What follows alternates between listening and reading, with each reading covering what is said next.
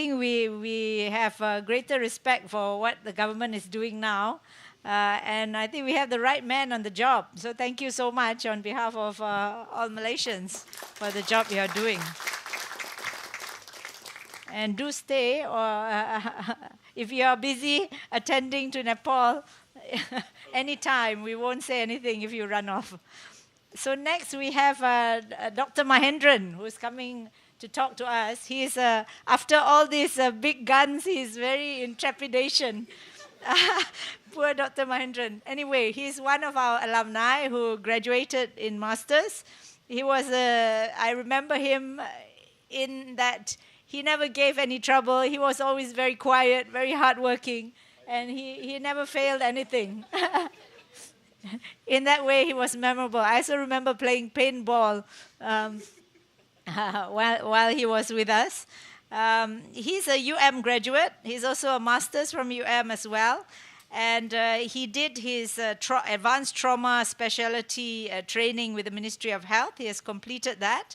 And currently, he's in charge of the pelvis and lower limb reconstruction unit and the arthroplasty unit in Hospital Raja Permaisuri Bainon in Ipoh. And he's married with how many children? One. One baby. And he's listed his adventures, his hobbies as adventure, biking, and antiques. But we always remember him coming to work with a BMW motorbike. So very memorable. And my research assistant called him and asked him, can you give your number plate? Because we want to give you a parking. So he said, I'm not sure which car I want to bring today. And today I asked him, he said he didn't come in a car, he came on his bike. So he's actually very qualified to talk to us about his passion in bikes and cars. So something a little less serious, but very entertaining nevertheless. Please welcome Dr. Mahendran.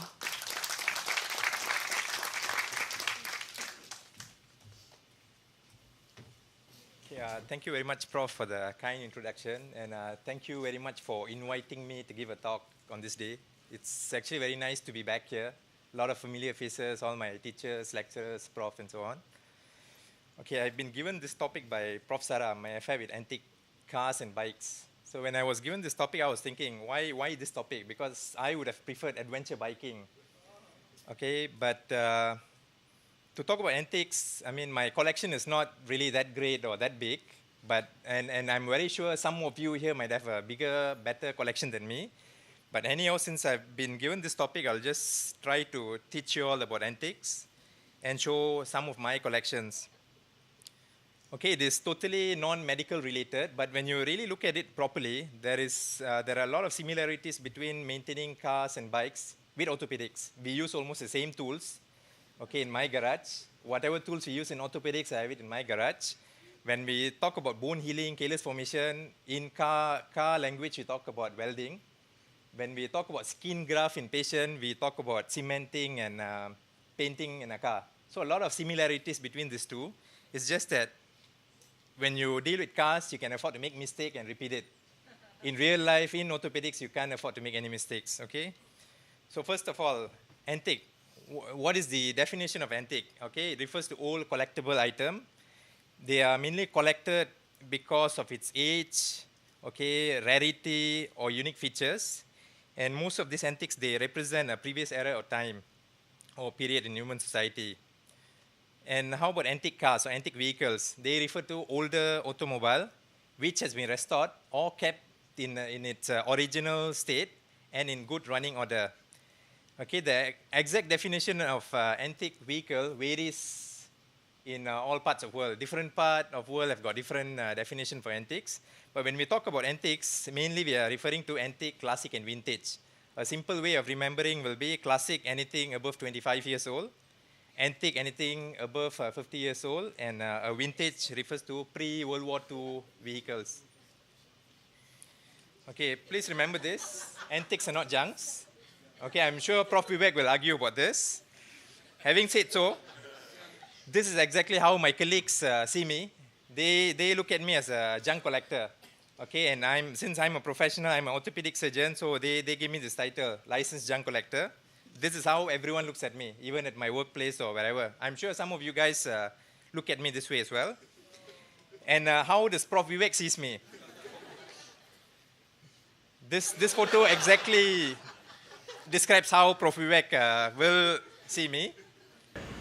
Okay, can I blame him? No, he can't be blamed because this is exactly what I do in my free time.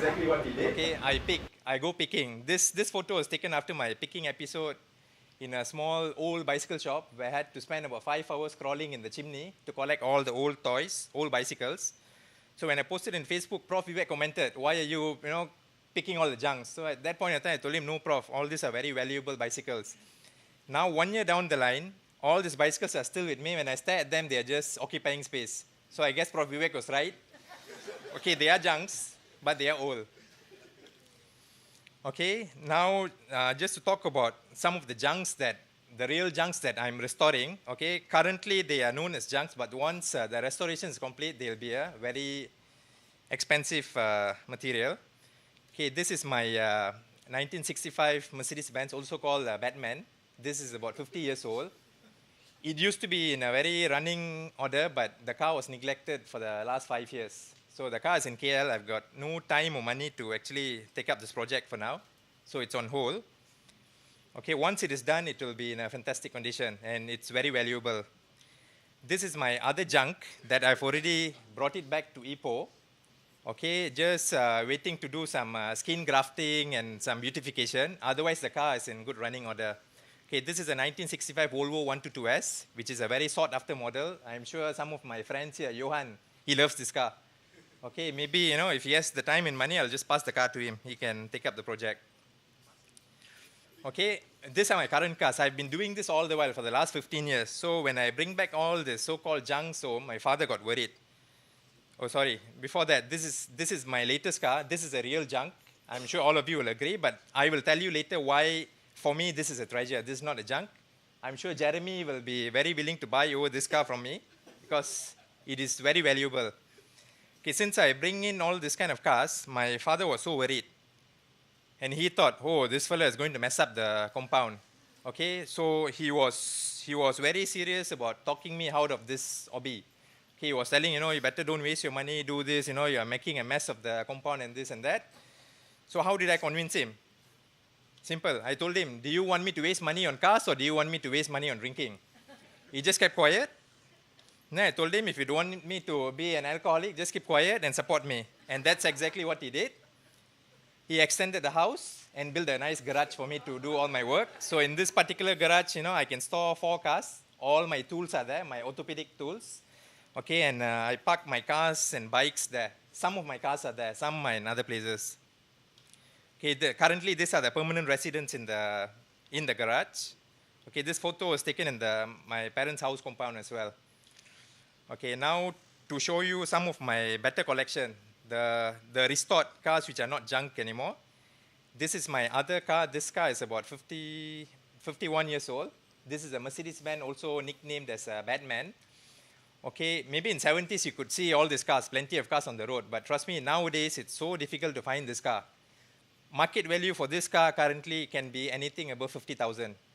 Okay, and this car has been maintained by me for the last 20 years, kept in original condition. It is running. I can still drive this car all the way from Ipoh to KL at any time. Okay, now my other category, convertible.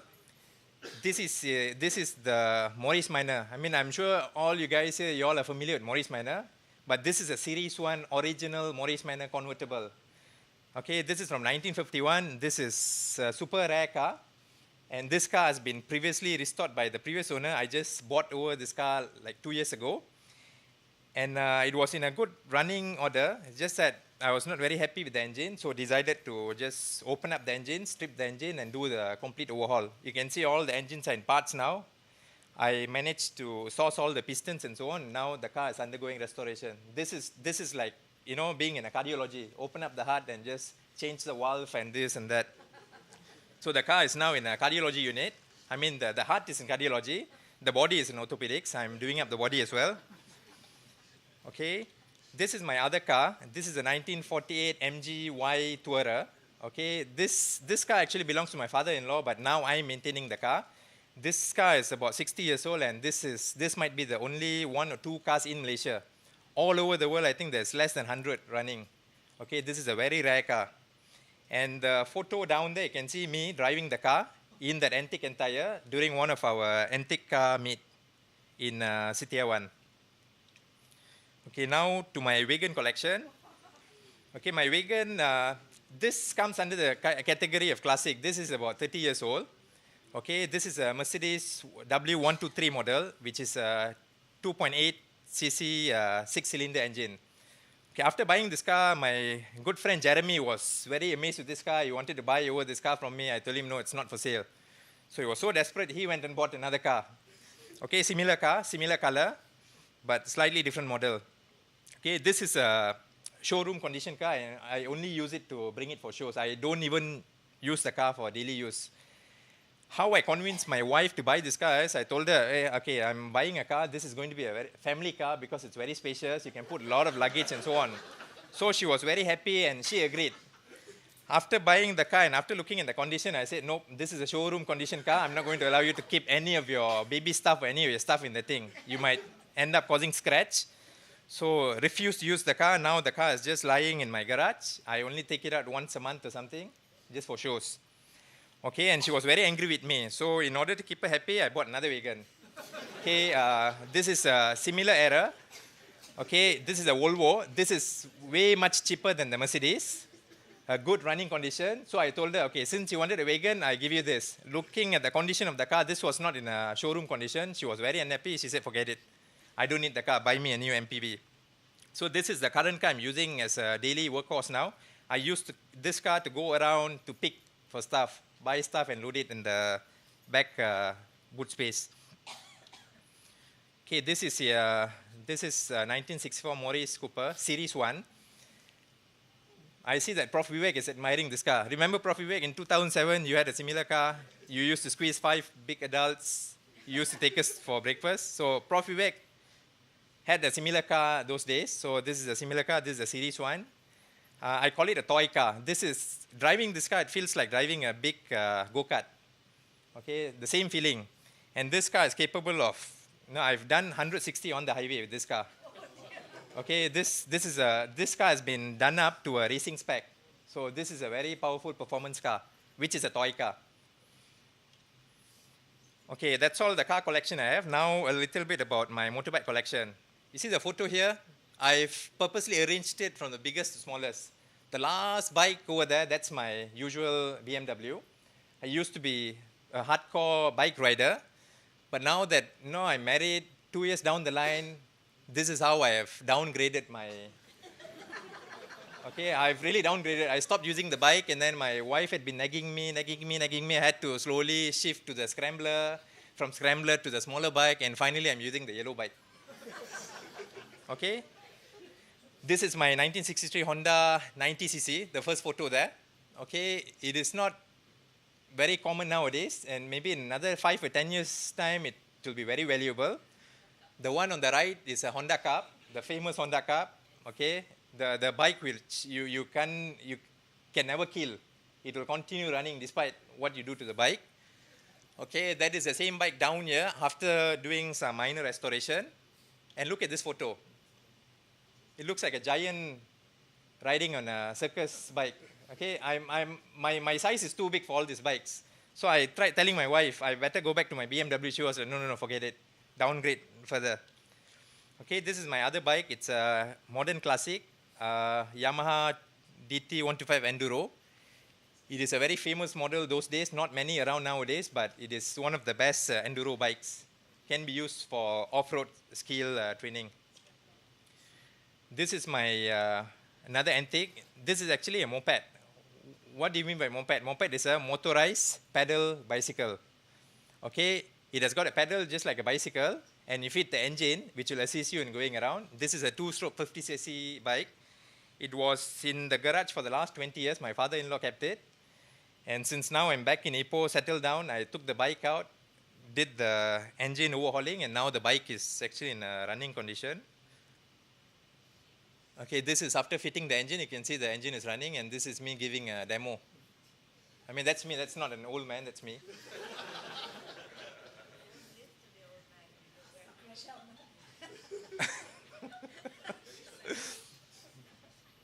Okay, it's running, so I just need to do a bit of cosmetic surgery now for this bike.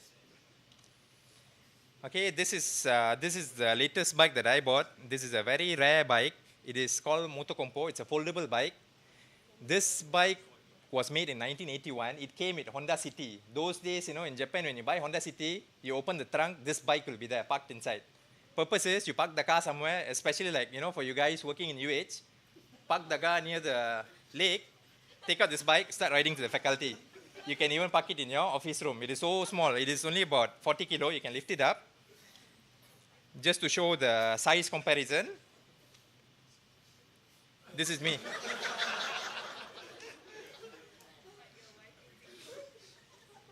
Me with my baby on the bike.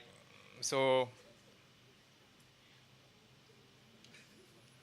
okay, now to my bicycle collection. I don't have so much of an antique bicycle, but all these are collector's items. I've got this, the first one, yellow one, is a 1971 Series 1 chopper. I'm sure some of you here, some of you profs would have owned this bicycle. I mean, those days you might think this is a junk, but trust me, now each of these bicycles are so expensive. The yellow one, you need at least about 3,000 to buy the bicycle now. Okay, the second photo is my Series 2, 1975, undergoing restoration. And the third one is a Taiwan chopper. The one down there, I'm sure all you guys are very familiar. This is called a skate cycle. It was famous in 1980s. It caused a lot of disaster those days. A lot of adults tried cycling this, ended up falling down, breaking their face, breaking their teeth. So they stopped the production of this bicycle. Hence, now this is a collector's item. Okay, and this bike, I can ride. Okay, I struggled on the first day, but by the second day, I could actually ride it. It's actually very easy. No video. It was in a mess, so I think better not show the video. Okay, this is another bike that I went picking in Sabak Bernam. So I saw this old bicycle shop which was closing down. Went and asked that guy, do you have anything old to sell? Then he told me, just take this bike. I don't have the initial photo. It was in a mess. So this is after doing partial restoration. This bike was made in France in 1980s. I think there are only about less than 10 similar bikes in Malaysia. Okay, it was a new concept bike. That point of time when they created this bike, they said this is the futuristic bike. Ended up, it became a freak bike. Okay, because if you look at the pedal, this is not the normal circular pedal. Okay, it is called transbar pedal bike, just like your exercise machine. Okay, imagine, doing exercise while sitting on the bicycle and the bicycle is moving. Okay, see, this is the pedal. This is not the same as this one. The inventor thought this bike is going to take over the world, but ended up becoming a freak bike, and now it is a very sought after bike. It's a collector's item. See whether I can play this. Yeah.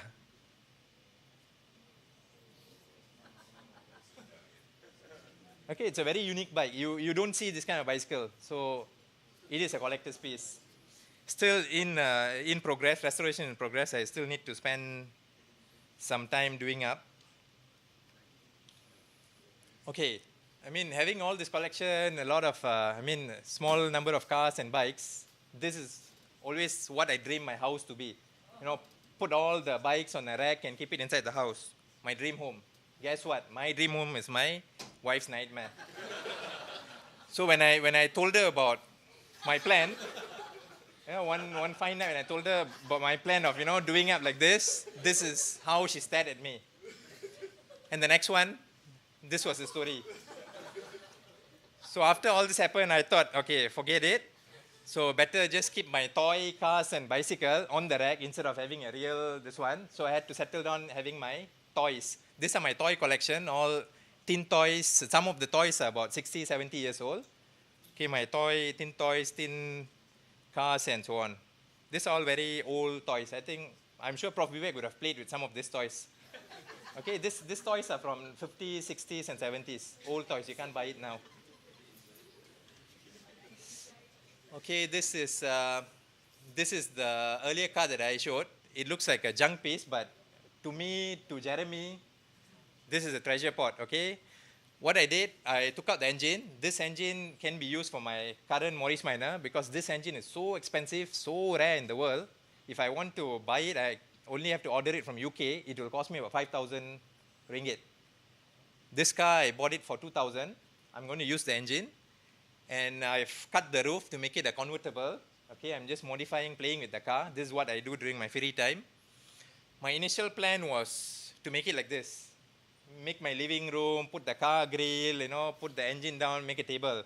But after how my wife reacted, I think I have to donate that piece to my parents to keep it in their compound to put flower pots and so on. So in the end, it's not really a junk, okay? I mean, it's a creative way of doing things. So it will never be a junk. This is me and my fellow picker. I'm sure you guys will know Dr. Jeremy, the hand surgeon. Okay, he's a collector as well. So once in a while we meet up. So this particular meeting was in Ipoh last week. Okay, this are my other three friends. Very low profile, they are very shy, but they are also collectors. Okay, Johan has his old Honda Civic, which maybe in another 5 or 10 years it will be very valuable. So these are all low profile. They are doing a first year picker fellowship under me. Okay, the first one is Michael, he's in Seremban. The third one is Ramesh. He's also an advanced trauma surgeon. He's in Seremban as well. Okay, take home message. Okay, whatever I said earlier, antiques are not junk, just forget it. Antiques are junk. So if any of you guys here have any bicycles or cars or motorbikes in your house compound, okay, I mean only referring to 50s, 60s, 70s, please get rid of them because all these are junks and they are making a mess out of your beautiful home. Okay, just contact me and I'll offer free service to come and pick it up. No charges. I'll just bring my wagon, pick up all the junk and happily leave your place. You don't have to charge, you don't have to pay me anything. Okay, because I am the licensed junk collector.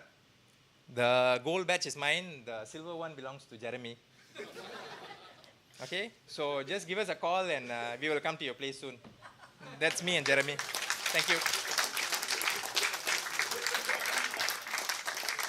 Thanks very much, Dr. Mahindran. That was fantastic. I think we learned a lot there. And the first thing I discovered is that I'm not vintage, but I'm antique. But sorry, picked already. Anyway, I didn't realize there's so many people who are doing this. That's fantastic. And I didn't. Is it a specialty of orthopedics? Maybe it is because of that. Anyway, our next speaker is Prof. Soek. I think he needs no introduction. He's senior professor in the department. He does a lot of other work. He's a secretary of the pediatric section of APOA. He's our chief editor of our Malaysian Orthopedic Journal. And he's also an editor for JUMEC. And he has been, over the years, president of Lions Club, various sections. And he used to advertise to us this, what was it called? Blind Leading the Blind, which we used to participate in walking around PJ with a blindfold on to see what it feels like to be blind in aid of charity. And he's participated in various humanitarian efforts all over the world. So I think I'll let him talk about that. So please welcome Prof. Soek. Prof. Bala, guest, ladies and gentlemen. For this talk, I will focusing on more of elective orthopedics. So I will not be cover disaster management, and I'm very happy Datuk Tajuddin has actually elaborated a lot on that aspect to us. Okay, so we'll be focusing on humanitarian activities related to orthopedics, especially in developing countries. So what are the problems in developing countries? Generally, the population is more on the children and younger age group.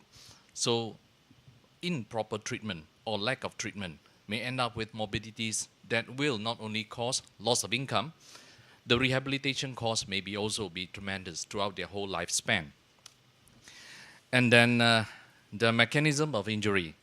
Most of us will expect the speed of road traffic will be higher in developed countries.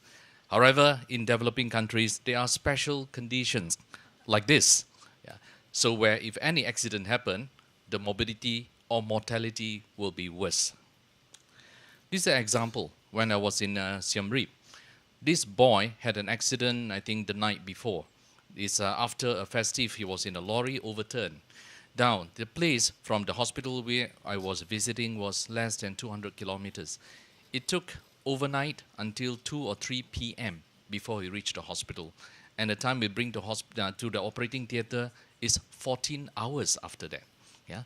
So initially the plan was to debride and put a plate, but I managed to convince them just to put a skeletal traction until the wound healed. Then you can do whatever you want. Now we spent half an hour to look for this what so-called skeletal traction. They have never used it before, but we managed to find it in the room. Something like this donated. They don't know how to use it. So post-op, I saw second day before I leave to come back, the hemoglobin was 2, and the child was still smiling at me. I think this is probably something that our Malaysian patient tak boleh lah. Yeah, hemoglobin at 2. I don't think you're able to smile. Okay, so what are the available solutions? Yeah, now things are going on, injuries happen, and then how do the developing countries they cope? Okay, one is train local facilities. Now this is a rehab unit in Siem Reap. Now it was established by Handicap International many years ago. Now they themselves actually has organized it. This is one of the senior officer there, proudly showing me the network of rehab centers throughout the country, mainly run by themselves, and they conduct the training. Okay, these are some of the things they do, including the orthotic shoe for clubfoot, right? Now, this is one of the cause of morbidity, yeah, for amputation in the children, especially over this country. And then, now some of the orthoses here are built by unexploded bomb, right? So this actually, they are using all these things, yeah, whenever the metal is quite expensive, to use it as a orthosis. Now, again, the availability of the doctors or surgeon. Different countries have different ways of training. On the left, this is Rangoon. Rangoon or Myanmar, they have orthopedic surgeons and they don't do general surgical work. On the right-hand side is most of the Indochina, they have only general surgeons. And they can do laparotomy, they can do many other things, and some of them are more focused on bone fracture and orthopedic works. So the background of these doctors, their training is different. Now this, and when it comes to lack of medical supplies of resources, innovations will come. These are just among some of the things, including the bottom right one. This is external fixator, was I think invented by one of a surgeon here, Haizan and his team. I have to mention this Sign International. This is an organization based on US. They have been providing free implant, instrument, and also free training to trauma surgeons in many countries. Malaysia, we are not involved in this. I suppose we are able to afford. From the beginning, we use imported implants. But many other countries, including India, many of the smaller hospitals, they are using this. Yeah. So when the country is developed, patients are able to afford, then they start charging. But they do actually train these surgeons and provide them facilities. So it has been actually helping many developing countries in this world. Now, this is also interesting. In the South Philippines, Davao, yeah, patient coming for clubfoot, although the charge for consultation, for outpatient visit is very low, but for clubfoot, serial casting, you're supposed to come and change the cast every week. It can be too much for some families. So what do doctors do? They ask somebody to donate a hut like this outside, put and occupy 2 parking lots, and then they ask the patient to come back. Now the POP cast is free. So they, during office hours, take off to the parking area here and they provide the change of cars. Patients don't need to pay anything as long as they don't enter the hospital building. So in this case, it's a win-win situation. There's no rule to prevent doctors going to the parking lot during office hour. So they take turn, go there, do casting, and then patient come every week, don't need to pay anything. This is their local solution for their local problem. Another thing, some hospital you have facilities for the children and food for them, but what about the parents? Patients may need antibiotics, they may need to stay there for weeks. So what about their parents? They don't have any money to buy things. So this is Angkor Children Hospital. They just use a compound, the garden, allow the parents to plant. And these are farmers mostly. So they plant their own thing and then they convert one of the room, make it into a kitchen. 1 year later, they have a kitchen. So the parents, especially the mothers, will take turn using what they plant and then cook. Yeah, take turn to cook for themselves so they can support themselves. Hospital just to provide them space and also maybe gas for cooking. That's all. So this is how they solve their problem with limited resources. Now, how can you all help as an individual? Now, first thing you need to understand what is the need of the local population or the medical need over there. Okay, one way you can just go there and visit and just introduce yourself. You can actually organize yourself as a volunteer to some institution or sometime personal contacts, but you need to do some homework before you go. Okay, and barrier is over here, Indochina especially, is the culture, language is one problem, and sometimes lack of facility, right? The thing you're familiar to do over here, no problem, but goes there, lack of facilities, it may not be able for you to function. Then you have to review your own resources as well. Whether financially, it's not only money to go there, loss of income when you're not working. Okay, the time that you're going to spend. Knowledge, skill, you may think that things that is being done is very straightforward, supracondylar fracture, open fracture, but without proper facilities, it may be very stressful and very demanding. Now, possible role orthopedic surgeons, you go over there. Sometimes just help in the clinic, consultation, give your advice. Better still, you can help them, teach them something like serial casting for clubfoot and things like that. And sometimes you can connect them to some organizations and allow them to go into some sponsorship or scholarship to go somewhere. Now, what about the elective cases? This is a bit tricky. Yeah, there are some people who goes to hospital regularly. The doctors there arrange for cases for them to operate, elective cases. Now, for me personally, I feel it should be part of a skill transfer. You're not just going there just to operate. You must have a plan to train the local doctors to eventually take over. There must be a long-term plan. And then sometimes difficult cases, you may establish a referral system, even with some sponsorship or donation to bring the patient over, but you must plan to train the local people. Now, like this K. Wilkins like to say, you should leave skills, not leaving scars. I'll give you some example on that. Now, I hope I can show you some of my personal what I have done, and then you all can elaborate on that and maybe explore your own path to go to help these people. 2006, my first trip to Cambodia. It's a social trip. I go with my family, 4 of us. This is me taking the photo. Now, for me, the main objective going there is try to look for this hospital. Yeah, the late Prof. Sengupta went there 10 years earlier. He vaguely can remember the place, no more communication. From the description, I go and finally found this place, introduced myself, and a few months later, I managed to go there as a volunteer, so help them in the clinic. As you can see, there's a pediatrician from Scandinavia and a rehab nurse from UK. They usually come from far. They spend a few weeks or few months. For me, I just go there for a few days. Now, on bottom there, this is group medical students. Yeah? On one of my trip, they're just sitting behind me. Just say, hey, Prof, they're going there for tour. So they just finished the MBBS exam. So I asked them, when you're finished Angkor Wat, just come hospital, look for me. So they came, I showed them, this is a new MBBS, first doctors doing their first round of their career in the hospital overseas. Power, Okay, so eventually I noticed they are not familiar with external fixator for open fracture.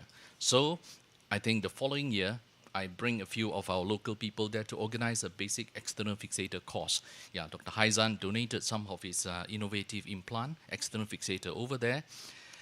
Okay, now this is Phnom Penh, a few years after that. Phnom Penh, my approach is a bit different because I got to know this Dr. Dong Boon. He's a president of Cambodian Orthopedic Association on the left side. The middle one is actually the president-elect. So I met him in meetings and in Singapore, in KL. Then he invited me to go over. Then we go and see the place. And then eventually, I think 1 or 2 years later, we went there to have a trauma course because trauma is something that nearly all the doctors will benefit. Most of the doctors are general surgeons.